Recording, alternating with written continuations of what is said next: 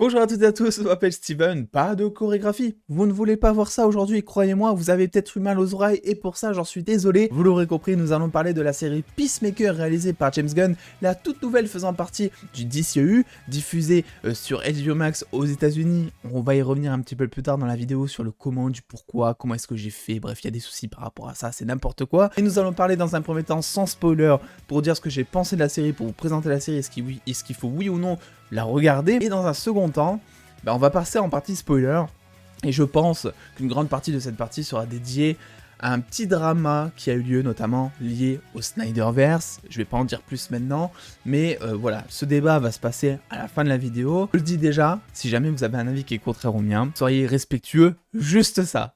Exactement, on peut discuter, mais juste soyez respectueux, je sais que c'est un sujet sensible. Vous avez très bien fait sur Twitter quand je vous ai demandé votre avis, c'était trop cool. Mais voilà, on va essayer de rester passionnés tous ensemble si vous le voulez bien. Quoi qu'il en soit, parlons de Peacemaker. C'est parti pour un maximum de fun, n'est-ce pas ?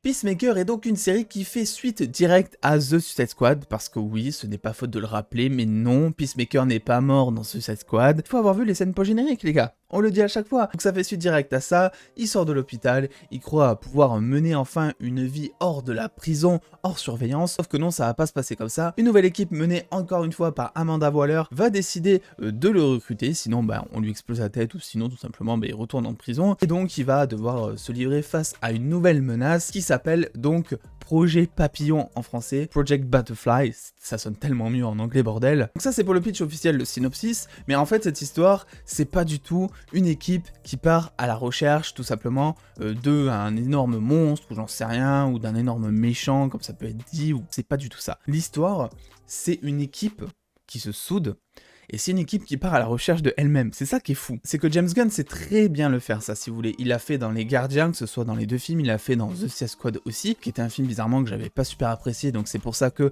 quand ils ont annoncé Peacemaker, je me suis dit, oulala, qu'est-ce que c'est que ça, je vais encore pas aimer. Au final, c'est un énorme coup de cœur. En fait, James Gunn, il te présente tout sous forme humour, sous forme satirique. Il te présente chaque personnage comme des losers, ou en tout cas beaucoup. Gardien, c'est exactement ça aussi. Et ensuite, il te ramène à une espèce de drame, une espèce de profondeur de personnage envers chaque personnage, parfois inattendu d'ailleurs, qui en fait est énorme, si vous voulez, c'est insane. Et Peacemaker, c'est ça, c'est-à-dire que beaucoup le voient de par le générique, qui est incroyable. D'ailleurs, il a cassé les codes à ce niveau-là, c'est incroyable, et je veux revoir ce truc en saison 2, parce qu'il y aura une saison 2. Certains le voient aussi à travers d'extraits qui circulent, les affiches. Tout en fait est fait pour te vendre en fait que Peacemaker est une série humoristique, et honnêtement il n'y a pas un seul épisode où j'ai pas, je crois, pleuré de rire, mais en fait c'est un espèce de drame. Tu vas en apprendre plus sur chaque personnage, tu vas être touché, il y a vraiment une critique aussi de la société qui est faite, l'ultra, on va dire, conformisme américain, on va dire ça. Il y a plein de choses qui sont dites qui sont ultra intéressantes. C'est vrai que s'il y a juste un petit truc que j'ai reproché à la série, c'est qu'il y a des fois tu as des émotions qui sont ultra fortes, et après bien souvent tu vas avoir un truc pour, comme d'habitude, désenclencher le truc, une scène humoristique. Je vais pas en dire trop, mais il y a une scène notamment qui arrive en début d'un épisode où il y a un truc assez grave qui se passe, et vraiment t'es pris au trip, et t'es pas bien. Et juste après, mais vraiment dans la seconde, ça coupe la scène, et ça te met le générique qui est incroyable, qui est hyper drôle, mais qui n'a rien à faire là. Je pense que c'est volontaire parce que tout le but de la série est aussi de jouer autour des nuances du malaise, si vous voulez. Il y a des choses qui sont très malaisantes, il y a des blagues qui vraiment volent hyper pas haut, si vous voulez mon avis. C'est des choses qui vont pas du tout vous faire rire, mais le problème c'est que elles sont tout le temps assumées, ces vannes. Les personnages y croient, le réalisateur y croit, il en fait des caisses des fois avec des vannes qui sont vraiment pas ouf, il en est très bien conscient, mais il joue avec ça justement, et du coup ça marche super bien, d'autant plus dans l'univers de la série. C'est aussi une série qui n'hésite pas à parler mal de plein d'autres personnages.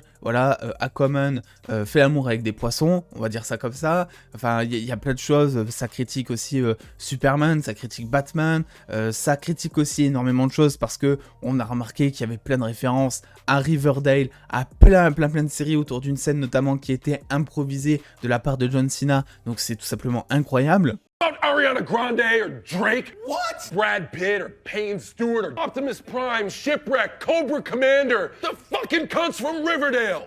On retrouve aussi les bons goûts musicaux de James Gunn avec plein de musique des années 80, très rock, très rétro également. Ça fait très Gardien des Galaxies concernant tout le thème musical, mais ça colle super bien aux personnages qui sont vraiment dans leur propre délire. Et vraiment, moi, ce que je vous invite à faire, si jamais vous doutez de Peacemaker, parce que moi j'étais le premier à en douter, regardez juste le premier épisode qui dure 40 minutes. Si vous n'aimez pas le premier épisode, vous n'aimerez certainement pas le reste de la série. La seule nuance, c'est que le premier épisode est centré, je pense, essentiellement sur l'humour, mais ça vous montre un petit peu le ton de la série, quelle est l'ambiance, parce que vraiment c'est une série qui est extraterrestre pour le coup, et ensuite on va amener des choses en profondeur, du drama, du développement de personnages, qui là est intéressant, mais c'est sûr que si vous n'aimez pas le ton employé dans le premier épisode, vous n'aimerez pas le ton employé durant tous les épisodes. En termes de réalisation, ça se débrouille plutôt bien, on est un peu, je veux dire, en mi-teinte, il y a des fois on va juste avoir du chant contre chant tout simple, pour des dialogues, mais aussi pour des phases de combat qui vont, pour certaines, être sûr que t'es à mort également, mais il y a des moments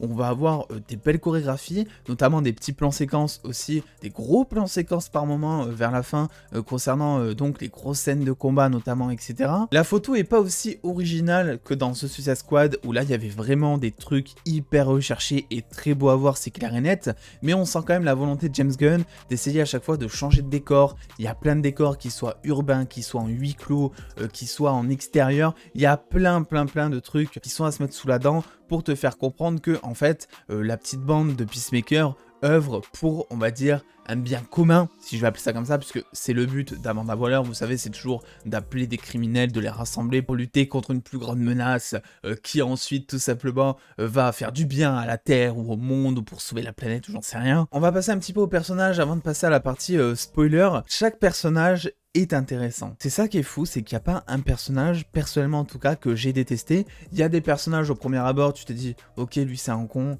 elle je l'aime pas, lui j'aime pas ce qu'il dit à un tel, et tous les personnages sont développés avec une profondeur qui te fait sentir en fait que au bout de, je sais pas, au bout peut-être du 4e épisode, en fait t'aimes tous les personnages. Tous les personnages en plus de ça ont un but dans l'équipe, même ceux au premier abord où on se dit lui je sais pas trop à quoi il sert, au final il sert toujours à quelque chose, et envers le spectateur il a aussi un but, c'est de ramener du drama, c'est ramener de la profondeur, de la relation de personnages qui va développer par effet boule de neige d'autres personnages, etc. Donc moi c'est génial. Pour finir avec cette partie non spoiler, ce qu'il faut se dire c'est que cette série est complètement barrée. Je pense que c'est un petit peu, j'aime bien prendre cet exemple comme Cyril Hanouna, c'est-à-dire que soit tu l'adores parce qu'il te fait grave rire ou j'en sais rien, soit tu le détestes parce que tu penses que c'est un clown et qu'il a rien à faire avec ce qu'il fait ou j'en sais rien. Et Peacemaker c'est la même chose, c'est-à-dire que on sort d'un univers donc qui est le Snyderverse, qui était hyper sérieux, et c'est ce que demandent les fans maintenant, c'est des films, des projets qui sont sérieux, qui vont être lourds à regarder, qui vont avoir un impact, et là James Gunn il se ramène avec une série limite Gardien de la Galaxie-like, mais puissance 1000, hyper satirique, hyper presque parodique par moment, parce que il y a quand même des références à des super-héros qui existent vraiment, etc. Et ils s'en foutent, vraiment, ils se foutent de la gueule, ils les respectent pas, si vous voulez. En fait, je pense que c'est le jeu, c'est que si on veut regarder cette série, il faut accepter que c'est une série qui se prend pas au sérieux, au premier abord en tout cas, et que tous les personnages dedans, tous ceux qui vont faire des vannes sur plein de personnages, en fait c'est des débiles. Donc à partir de là, il faut arriver à bien prendre les choses je pense, et si on n'arrive pas à entrer dans le jeu, on va forcément pas aimer la série. Quoi qu'il en soit, me concernant, je vous invite vraiment à regarder Peacemaker, qui moi est très certainement devenu dans mon top 10 de séries ever. Pour vous dire, c'est qu'il n'y a pas un épisode où j'ai pas ressenti quelque chose de fort. Chaque épisode m'a accroché et j'attendais chaque semaine, chaque épisode. Savoir comment j'ai regardé, vite fait, je vais vous le dire, il y a plusieurs moyens qui existent. Un que vous connaissez déjà. Moi personnellement, je suis passé par la méthode légale, on va dire, qui est tout simplement d'avoir accès à un compte HBO Max, parce que j'ai eu la chance d'avoir accès à un compte américain HBO Max, et ensuite d'utiliser mon VPN pour tout simplement pouvoir accéder à HBO Max, parce qu'en France, même si tu as un compte HBO Max, tu peux pas accéder au site, vu que c'est pas disponible en France. C'est le seul moyen, j'ai envie de dire à l'heure actuelle, légalement parlant, si vous voulez regarder Peacemaker, et sinon, vous savez comment faire, j'ai envie de dire. Et oui, c'est déplorable, je suis d'accord avec vous, c'est n'importe quoi. Bref, on va passer du coup en partie spoiler, et j'espère que vous regarderez cette série, et que vous me donnerez votre avis après en commentaire, parce que c'est vraiment une série sur laquelle j'avais envie de parler toutes les semaines, tellement elle me prenait aux tripes. Je pouvais pas le faire, parce que je sais qu'à chaque fois, tout le monde me demande, ouais, comment tu regardes, etc. Et franchement, ça saoule, je vais vous dire un truc, ça saoule de ouf. Et en plus, c'est vrai que en France, c'est pas diffusé, donc je voulais pas vraiment pénaliser ceux qui n'avaient pas vu la série et leur créer une frustration en plus en mode putain lui regarde, moi je peux pas regarder, ça m'énerve, vas-y, voilà, c'est frustrant de voir ça, quelqu'un qui en parle tout le temps et toi tu peux pas regarder. Bref, assez parlé, on spoil.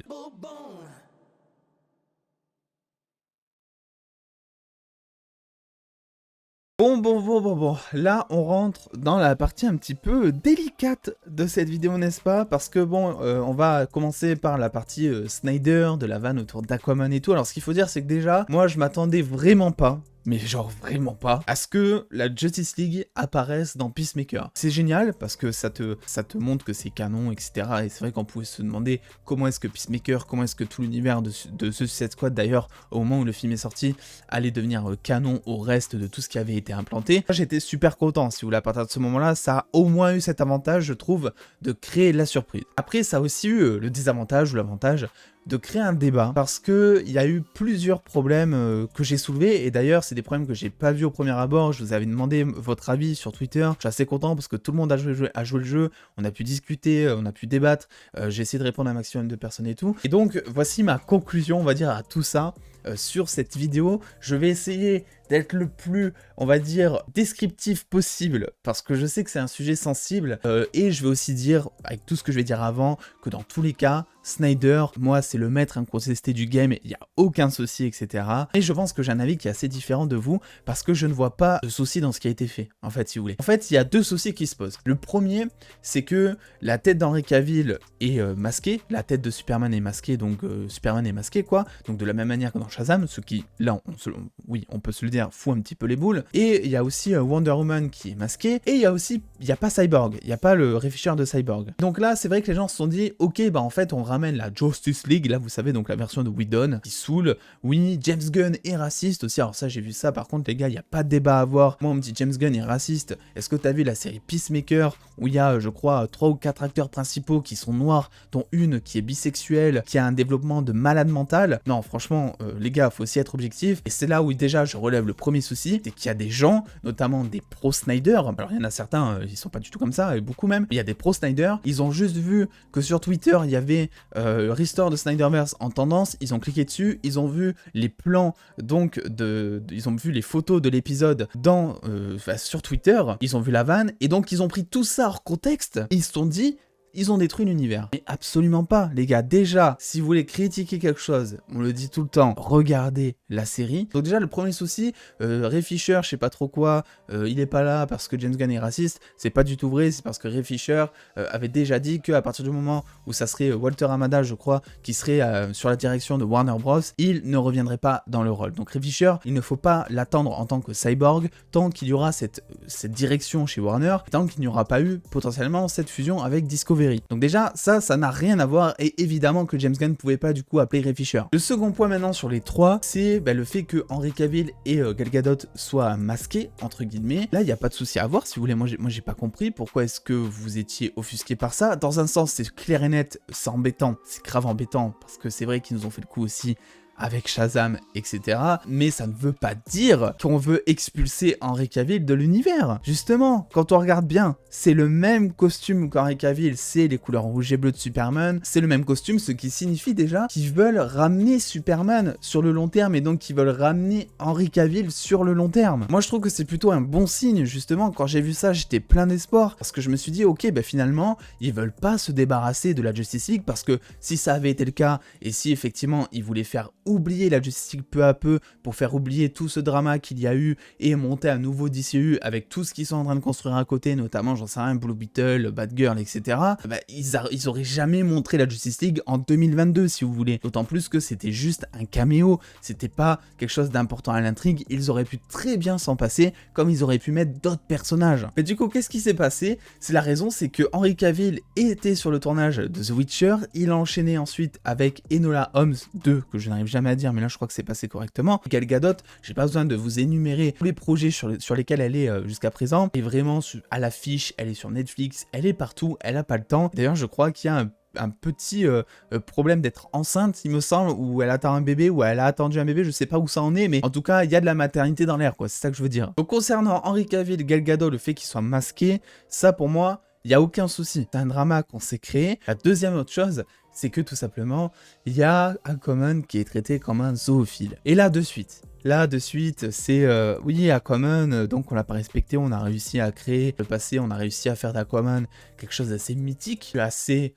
d'accord avec ça, on va dire. C'est vrai qu'Aquaman est présenté comme quelqu'un de badass, mais il est un peu con quand même, non? Enfin, qu'on soit honnête, je veux dire, pour moi, Aquaman a un petit peu le même traitement que Chris Hemsworth dans les premiers Thor. C'est-à-dire quelqu'un de puissant et de badass, mais voilà, par moment, tu sens qu'il a une case en moins, ce qui permet de le décrédibiliser justement. Par exemple, dans le film Aquaman, à un moment, il propose de pisser sur un artefact, voilà, c'est des choses comme ça. On le voit aussi dans la Snyder Cut, surfer sur un cadavre d'extraterrestre, défoncer un immeuble, mais le mec n'a rien du tout, genre tout est normal. C'est pour t'évoquer la badassitude, mais quelque part, c'est un côté too much qui est aussi apporté à Aquaman, et c'est ça qui fait son charme, je suis totalement d'accord. Dans la Justice League de Whedon, même si c'est pas un super bon exemple, mais il faut quand même le prendre parce que ça existe, il y a tout un passage aussi où Aquaman, je sais plus exactement, mais s'assoit sur le lasso de la vérité sans faire exprès et évoque un petit peu ses sentiments à cœur ouvert auprès de l'équipe. Bref, encore une chose qui le décrédibilise ici. Et c'est là où on en vient au plus gros problème. Le fait, si vous voulez, de traiter Aquaman d'être zoophile et de copuler avec des poissons, bah en fait ça n'a rien de discriminant, c'est juste un running gag depuis l'épisode 1, et même je crois qu'ils en ont parlé plusieurs fois dans Peacemaker. Il y a cette vanne de Peacemaker qui dit que Aquaman copule avec des poissons. C'est ça qui est fou, c'est que les gens ont pris ça vraiment par entière. Il y en a beaucoup qui n'ont pas regardé la série, qui ont juste vu cette vanne en fait avec un screen de la série. Évidemment, quand tu prends ça hors contexte, tu te dis oh là là, mais qu'est-ce qu'ils ont fait? Et c'est juste que c'est sous le ton de la série, et en plus de ça, c'est comics accurate. Voilà, je vais vous sortir la planche. Il est question souvent dans les comics, même si je vous l'accorde, c'est absolument pas drôle, bah, que Aquaman copule avec des poissons. Là, il y a encore une autre interprétation qui peut être faite, c'est que t'as le flash donc de Ezra Miller qui dit en gros à Aquaman, qui lui fait comprendre qu'apparemment c'est vrai qu'il copule avec des poissons, sauf que Mera, on peut presque considérer que c'est un poisson, les gars. Donc voilà, dans le langage de la série, voilà, on sait qu'il vulgarise pas mal de choses, etc., pour traiter un petit peu, pour dénigrer les personnages, etc. Bah en fait, le poisson en question, s'il faut, c'est peut-être Mera. Moi, je vois juste ça pour taquiner Aquaman. Pour moi, il n'y a pas de question de Aquaman et zoophile, c'est juste un running gag qui est fait depuis le début de la série, et en plus de ça, ça va dans le sens du personnage, parce que encore une fois, on cherche à le taquiner, ce qu'on fait donc depuis le tout début, depuis vraiment le tout début de sa première apparition dans le DCEU. C'est pour ça que j'étais grave surpris, parce que moi, devant mon écran, quand je suis tombé sur la scène de la Justice League devant Peacemaker, et que j'ai vu qu'il y avait Superman avec les mêmes couleurs de son costume, que j'ai vu que la Justice League était quasiment complète. Alors oui, le Batman de Ben Affleck, j'en parle pas parce qu'il y en a beaucoup qui râlent qu'il ne soit pas là, mais les gars, mais laissez-le tranquille. Il a dit lui-même qu'il voulait plus jouer le rôle. Au bout d'un moment, qu'est-ce que tu veux faire d'autre? En tout cas, il a sous-entendu qu'il ne voulait plus être Batman parce que ça véhiculait une grosse période de sa vie qui était pas très ouf, etc. En plus, il y a James Gunn qui a dit derrière que, en gros, il pouvait pas trop en dire sur la non-présence des personnages parce qu'il y avait peut-être des choses qui étaient prévues pour le futur et que c'était pour ça, justement, qu'il ne pouvait pas les ramener. Donc voilà, ça, on n'en sait trop rien, mais dans tous les cas, moi, la non-présence de Ben Affleck, c'est pas quelque chose qui m'a perturbé, et au contraire, quand j'ai vu ça, je me suis dit, c'est cool, ça montre que Warner en a pas fini avec la Justice League, ça montre qu'ils ne veulent pas remplacer ce qu'ils avaient construit auparavant, ou ce que Snyder avait construit, par tous les pions qu'ils sont en train de mettre sur l'échiquier, avec Blue Beetle, Batgirl, Birds of Prey aussi, il y aura, enfin Black Canary, et en fait, ça, pour moi, c'est bon signe, si vous voulez. C'est pour ça que j'ai pas compris, sur l'instant, j'ai ouvert Twitter, j'ai vu que tout le monde râlait, et j'ai discuté avec vous, et je comprends, il y en a certains, je comprends votre réaction. Par contre, les gens qui n'ont pas vu la série, et qui critiquent juste la vanne d'Aquaman, sans connaître le ton de la série, parce qu'ils ont vu soit 2 minutes de l'épisode, soit ils ont rien vu de Peacemaker, bah les gars, ça vous êtes aucunement légitime de râler. Voilà, moi je suis ouvert au débat avec ceux qui ont vu la série et qui ne sont pas d'accord avec moi sur le fait que oui ou non ça peut tout simplement nuire à l'univers de Snyder, le fait qu'ils aient fait ça. Par contre, si vous n'avez pas vu la série, les gars, ça ne sert à rien, ça sert à rien de parler. Vraiment, moi, je vais vous le dire, hein, moi ça m'énerve. C'est comme tous les films à chaque fois, il y en a qui ouvrent leur bouche sans avoir vu les choses, bordel. Mais par contre, si vous avez vu la série mais que vous êtes quand même pas d'accord, avec plaisir les gars, on débat. Moi je demande que ça, il n'y a aucun souci. Bref, n'oubliez pas aussi de lâcher le petit pouce bleu si cette vidéo vous a plu. J'espère qu'on pourra parler de Peacemaker et j'espère que ça sera diffusé en France très prochainement parce que c'est une série qui mérite d'être vue par le plus grand nombre. N'hésitez pas aussi à venir me suivre sur les réseaux sociaux pour avoir beaucoup plus de news en exclusivité et en avance. Et en attendant les doses, prenez soin de vous, faites-vous bien kiffer. Des bisous les doses.